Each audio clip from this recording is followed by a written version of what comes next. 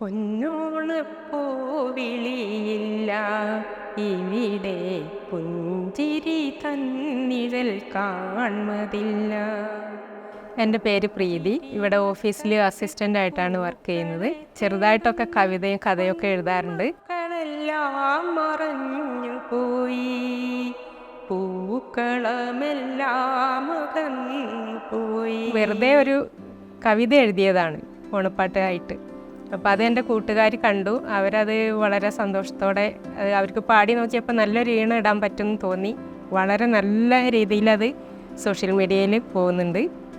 എല്ലാവർക്കും ഭയങ്കര ഇഷ്ടമായി. ഞാനതിവിടെ വെറുതെ എല്ലാവരും ഒന്ന് കേൾപ്പിച്ചു. അപ്പോൾ ഇവിടുന്ന് HR സാറ്, ഇവിടുത്തെ സ്റ്റാഫുകളും എല്ലാവരും എന്നോട് വളരെ നന്നായിട്ടുണ്ട്, നല്ല വരികളാണ്, എഴുതണം, ഇനി എഴുതിക്കൊണ്ടിരിക്കണം എന്നൊക്കെ പറഞ്ഞു. അപ്പോൾ എനിക്ക് ജോലിയും എഴുത്തും ഒന്നിച്ച് കൊണ്ടുപോകണം എന്നാണ് ആഗ്രഹിക്കുന്നത്. ഒരുപാട് കഷ്ടപ്പെട്ടിരുന്ന സമയത്താണ് എനിക്കിവിടെ ജോലി കിട്ടിയത്.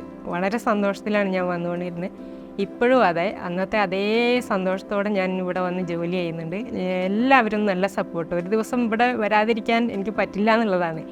അപ്പോൾ ഇവിടുത്തെ കാര്യങ്ങളെല്ലാം ഞാൻ ഭംഗിയായിട്ട് ചെയ്യാൻ പരമാവധി ശ്രമിക്കുന്നുണ്ട്. അതോടൊപ്പം ഞാൻ വീട്ടിൽ പോയി കുറച്ച് സമയം എഴുത്തിന് വേണ്ടി ചിലവാക്കുന്നു. ബാക്കി എന്തൊക്കെ വിഷമങ്ങളുണ്ടെങ്കിലും ഇവിടെ ഞാൻ അതെല്ലാം മറക്കും.